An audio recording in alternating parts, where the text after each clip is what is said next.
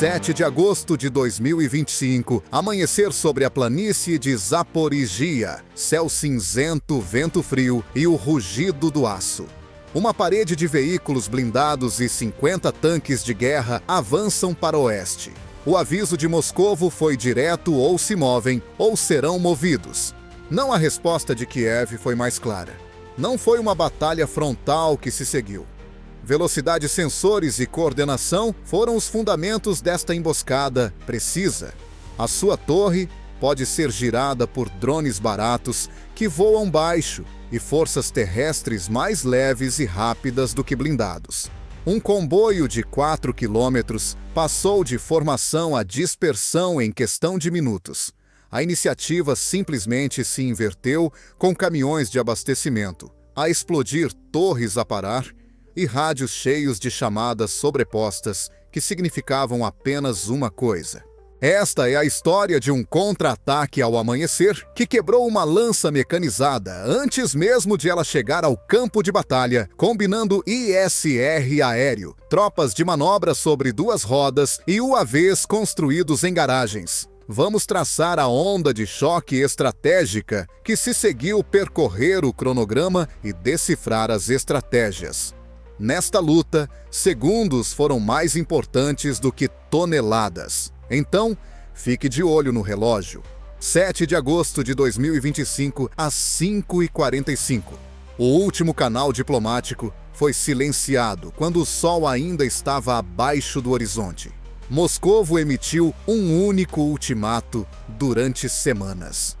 Todas as bases tomadas pela Rússia deveriam estar a pelo menos 50 quilômetros do exército ucraniano. Se essa exigência tivesse sido atendida, Kiev teria perdido profundidade defensiva e mais de 1 milhão de cidadãos estariam ao alcance direto do fogo russo.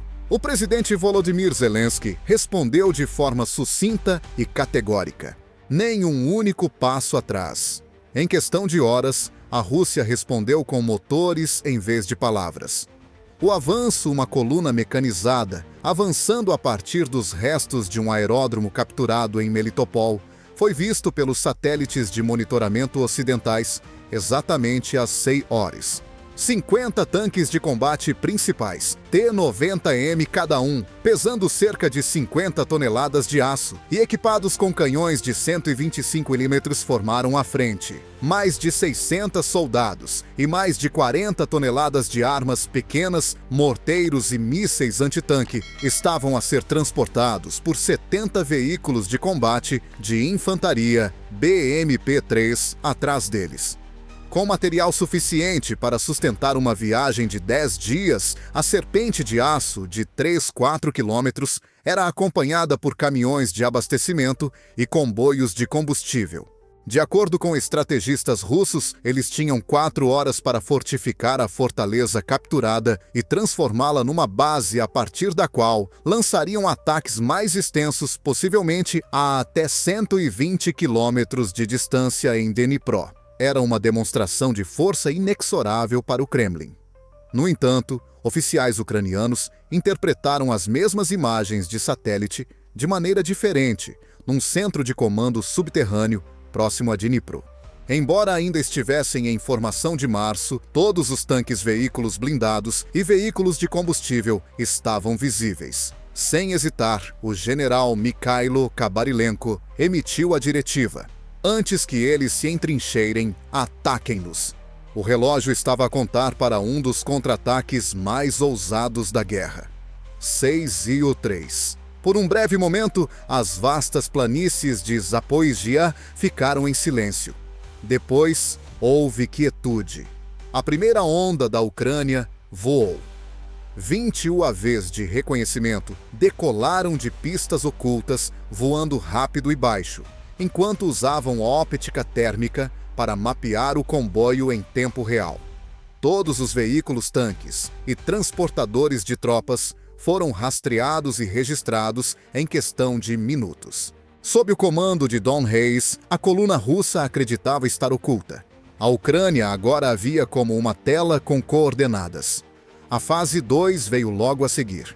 80 bombas vagantes, que são baratas o suficiente para serem descartáveis e pequenas o suficiente para serem construídas em oficinas. Cada uma carregava uma carga de 12 quilos, o que era mais do que suficiente para perfurar a blindagem lateral de um T-90M. Elas se mantiveram próximas ao solo para evitar a detecção por radar enquanto voavam a 140 km/h a apenas 5 metros acima do solo. O primeiro enxame foi observado pelos artilheiros russos às 6h32. O horizonte foi costurado por tiros de canhões automáticos que também traçaram arte nos campos de trigo. No entanto, eram muitos. A explosão virou o BMP-3 líder de lado, fazendo com que ele desaparecesse primeiro em chamas. 3 veículos de abastecimento Ural que transportavam granadas de morteiro foram atingidos alguns segundos depois. Dezenas de pessoas morreram ou ficaram feridas instantaneamente quando a explosão abriu uma brecha de 200 metros no comboio e rolou pela linha. Então, surgiram as minas voadoras à arma de choque. 40 quadricópteros, cada um com uma mina anti-tanque TM-62 amarrada sob a estrutura, levantaram voo de um local de lançamento ao norte do campo de batalha. Eles desafiaram os artilheiros russos a disparar devagar e deliberadamente. Os fusíveis de pressão detonaram assim que as balas atingiram, liberando estilhaços mortais em um raio de 30 metros. Em questão de segundos, pelotões de fuzileiros desapareceram. No meio da recarga, uma tripulação de RPG foi destruída. A cada drone abatido, havia apenas mais uma explosão acima. 6 minutos depois, a anarquia substituiu a ordem. 11 carros estavam em chamas. Rios de fogo jorravam da ruptura de 2 tanques de combustível. Sob o pretexto de artilharia a zero, as tropas abandonaram os veículos, enquanto os tanques desviavam para valas. A história ficou brutalmente clara a partir das imagens térmicas no centro de comando de Dnipro. Isso parou o avanço implacável dos russos. A coluna em marcha deu lugar à zona da morte no campo de batalha. A Ucrânia ainda não tinha terminado. Outro som agudo, implacável e mecânico estava a formar-se no horizonte. 200 motocicletas rugiam. 6h45. Um som mais forte, o grito estacato dos motores das motocicletas, perfurou os campos onde a fumaça dos blindados em chamas ainda pairava. 2 soldados ucranianos, um motorista e um artilheiro, estavam em cada uma das 200 motos off-road que avançavam rapidamente por trás da crista baixa. Esses já não eram veículos civis. Eram mais rápidos do que qualquer veículo blindado poderia virar uma torre, graças aos seus motores afinados, molas reforçadas e peso reduzido. Com um peso de apenas 145 kg, a máquina podia rodar 300 quilômetros com um único depósito de combustível, subir encostas nas quais os tanques ficariam atolados e acelerar de 0 a 60 em menos de 5 segundos. Eram predadores a esgueirar-se entre monstros de aço na planície. Imediatamente, os motociclistas dividiram-se em 3 alas. A ala 1, composta por 80 motociclistas, usou a fumaça dos BMPs destruídos como cobertura antes de colidir com o flanco sul. Ala 2, 60 motos, contornando a linha das árvores enquanto faziam uma curva para o norte. As últimas 60 ala 3 cortaram a retirada, acelerando para a retaguarda. Cada artilheiro carregava uma variedade de armas poderosas, mas ecléticas, incluindo lançadores de mísseis, guiados por fio-mísseis de barreira, guiados a laser e foguetes RPG-26 disparados do ombro. Eles eram mais do que capazes de romper um T-90M com seus índices de penetração de 400 a 800 milímetros de blindagem. A ala 1 atacou primeiro às 06h46. A apenas 280 metros de distância, um ATGM atingiu o bloco do motor de um tanque, detonando a sua célula de combustível. A sua torre de 12 toneladas foi lançada 9 metros no ar pela explosão antes de cair de cabeça para baixo. 7 veículos blindados no flanco sul estavam em chamas em 4 minutos. Mais fogo foi direcionado para a ala 2. 4 motociclistas foram despedaçados por um canhão automático BMP-3, mas a reação foi rápida. Em 3 minutos, 5 APCs foram destruídos, incluindo um que foi atingido por um RPG a apenas 23 metros de distância, perto o suficiente para o artilheiro sentir o tremor. Foi a ala 3 que desferiu o golpe fatal. Eles atingiram 2 caminhões cisterna com 18 mil galões cada às 06h50. Quase 30 homens foram mortos instantaneamente pela explosão que também destruiu caminhões de carga, carregados com granadas de morteiro e incinerou APCs vizinhos. O comboio estava agora cercado por 3 lados. Espingardas e granadas foram usadas para eliminar os sobreviventes, enquanto os motociclistas desmontavam e se moviam entre os destroços em chamas. Drones sobrevoando a área forneciam novas informações de alvos a cada 12 segundos. A coluna russa havia parado de avançar. Estava a desmoronar-se. 06h57. Zaporíjia a leste. A ponta de lança russa era agora uma armadilha em vez de uma coluna. A blindagem em chamas, que delineava a borda de uma zona de morte, que de repente estava a ficar menor a cada minuto, estava cercada por nuvens de fumo que subiam em todas as direções. 3 pelotões de infantaria mecanizada ucraniana atacaram a partir do leste, com 120 soldados a avançar atrás dos BMP danificados. Mantiveram um passo firme e apontaram as suas armas. Em menos de 5 minutos, o campo de batalha encolheu de mais de 1 quilômetro de largura para apenas 500 metros, à medida que tropas de motociclistas do norte e do sul se aproximavam, estreitando o círculo. Em tempo real, a resistência russa caiu. Para correr mais rápido, alguns soldados abandonaram suas armaduras e capacetes. Pedidos desesperados por apoio de artilharia foram ouvidos em comunicações interceptadas, mas suas próprias armas estavam fora de alcance devido à turbulência que bloqueava seus caminhos. O ataque final ocorreu às série 3. Um bombardeio guiado foi iniciado por esquadrões de morteiros que estavam a apenas 2 quilômetros de distância. Projéteis de 82 milímetros cada um, a menos de 5 metros do alvo, foram lançados com precisão após serem modificados por transmissões ao vivo de drones. Em questão de minutos, 3 APCs foram destruídos. Depois de recuar para uma depressão estreita, as tropas russas restantes viram-se cercadas por todos os lados. A luta terminou às 7h08. As armas caíram no chão quando os sobreviventes levantaram as mãos. O total foi impressionante. 4 caminhões de gasolina foram destruídos, 9 veículos blindados foram danificados e 7 vagões de munições explodiram. 180 soldados russos, incluindo 2 comandantes de companhia, foram feitos prisioneiros e mais de 140 foram mortos. A fim de redistribuir espingardas metralhadoras e lançadores capturados às forças da linha da frente, os engenheiros ucranianos já os estavam a documentar às 7h15.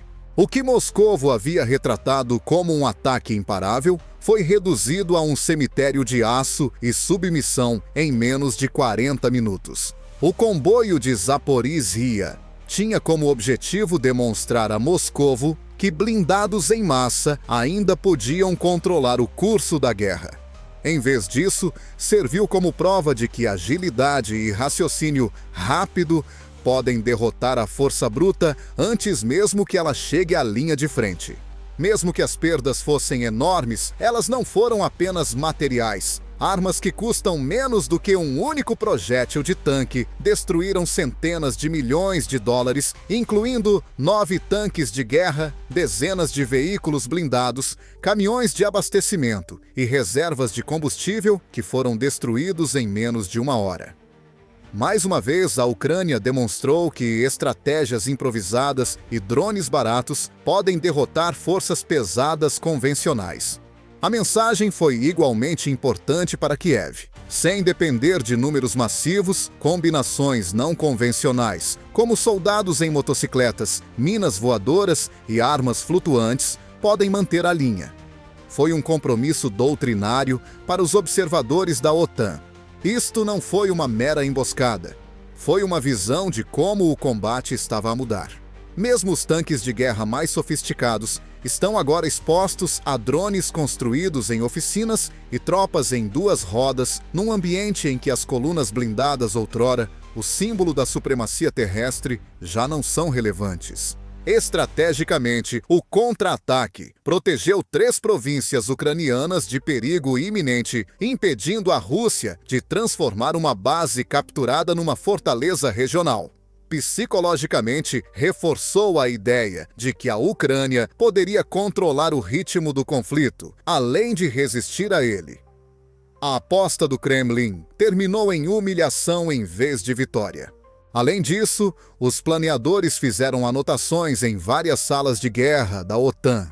Uma força avançada russa, que deveria penetrar mais profundamente na Ucrânia, desapareceu em menos de 95 minutos. O que começou como um avanço blindado, confiante ao amanhecer, transformou-se num cemitério de aço carbonizado, armas dispersas e sobreviventes perplexos antes do meio da manhã.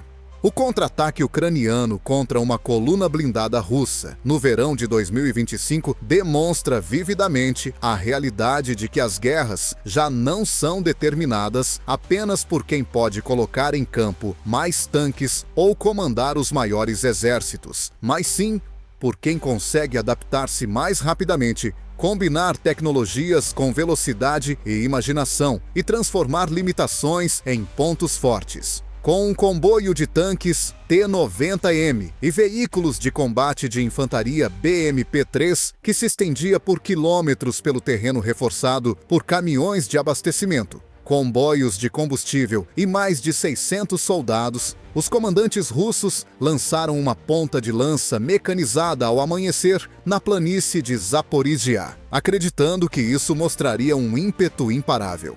O objetivo era reforçar as posições conquistadas perto de Melitopol e estabelecer uma plataforma de lançamento para ataques mais profundos em direção a Dnipro. Num posto de comando subterrâneo, os oficiais ucranianos viam a mesma coluna como um alvo exposto vulnerável antes que pudesse se entrincheirar. Mas o objetivo de Moscou era, claro, assustar a Ucrânia para que recuasse, demonstrando que os blindados em massa ainda determinavam o ritmo da guerra moderna. A decisão de atacá-los antes que se entrincheirassem foi tomada instantaneamente, e o resultado foi uma das emboscadas mais ousadas da guerra.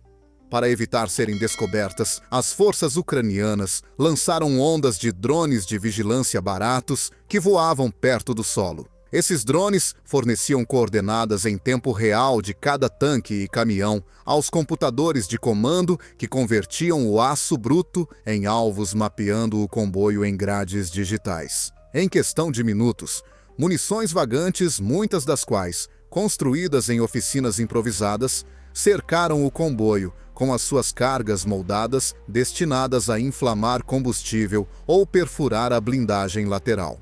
Os artilheiros russos, em pânico, dispararam, mas cada drone destruído provocou explosões das minas amarradas por baixo, fazendo com que estilhaços voassem e as formações entrassem em colapso.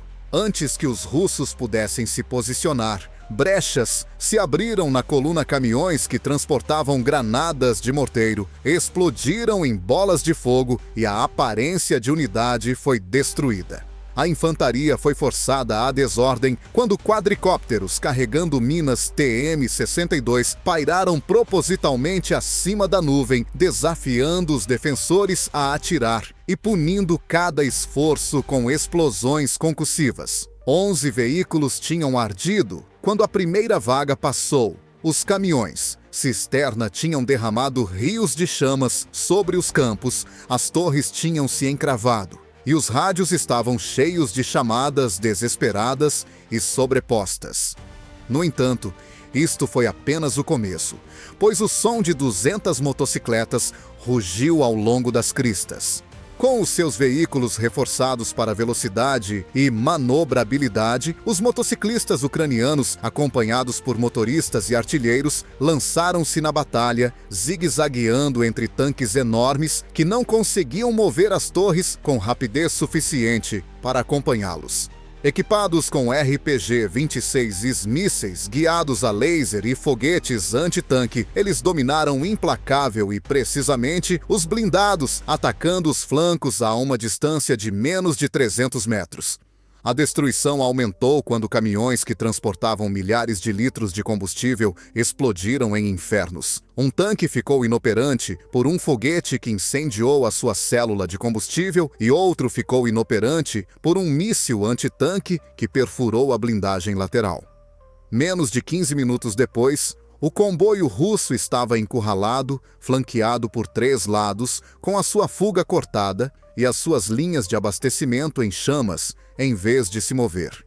O campo de batalha mudou de uma planície aberta para uma armadilha cada vez mais estreita, à medida que soldados mecanizados ucranianos se aproximavam por trás e equipas de morteiros usavam imagens de drones para ajustar o fogo. As comunicações foram bloqueadas. Os sobreviventes dispersaram-se, os veículos foram abandonados e a ajuda da artilharia estava fora de alcance. Às 7h08, a coluna já não era uma unidade de combate e em seu lugar havia destroços carbonizados, armamento confiscado e detidos com as mãos levantadas nas ruínas em chamas.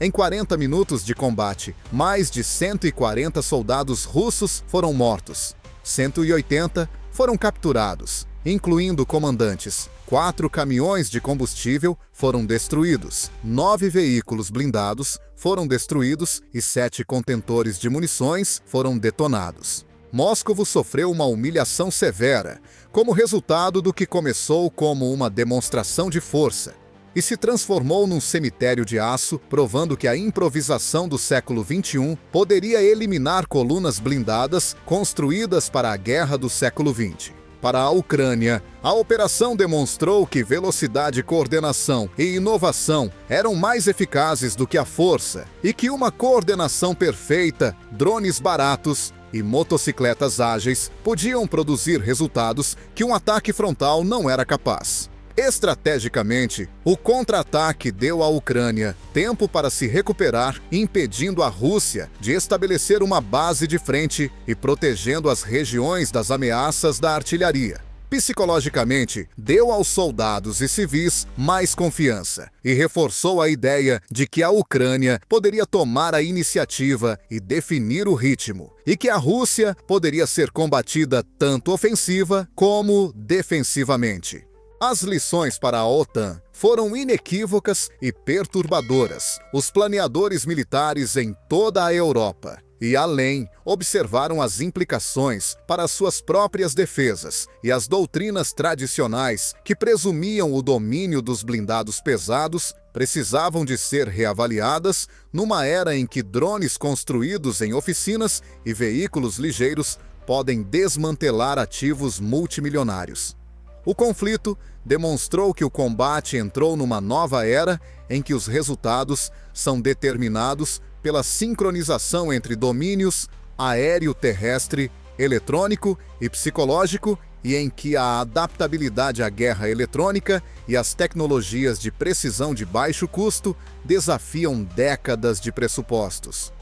O contra-ataque de Zaporíjia será analisado não apenas como um triunfo tático, mas também como um aviso de como os conflitos futuros se desenrolarão, onde a iniciativa será atribuída à criatividade, à velocidade e o timing serão mais importantes do que a tonelagem, e os mais ágeis prevalecerão em vez dos mais pesados. Além de fornecer um vislumbre do futuro da guerra, que influenciará táticas e doutrinas nos próximos anos, o confronto mostrou que a resiliência e a inventividade podem nivelar o campo de batalha contra números maiores.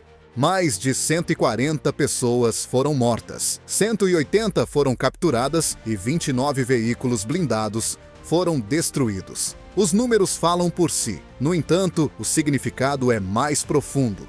O contra-ataque da Ucrânia demonstrou que blindados em massa podem ser derrotados sem tanques equivalentes usando criatividade, velocidade e coordenação. O timing preciso. As motocicletas ágeis e os drones baratos mudaram o equilíbrio do campo de batalha. E não será a última vez. A batalha está prestes a chegar a uma fase em que a flexibilidade será mais importante do que o poder de fogo bruto. Velocidade, flexibilidade e inovação de baixo custo podem destruir formações blindadas convencionais, como demonstrado pela guerra em Zaporíjia. Esta lição influenciará a doutrina militar da Ucrânia, bem como das forças armadas em todo o mundo.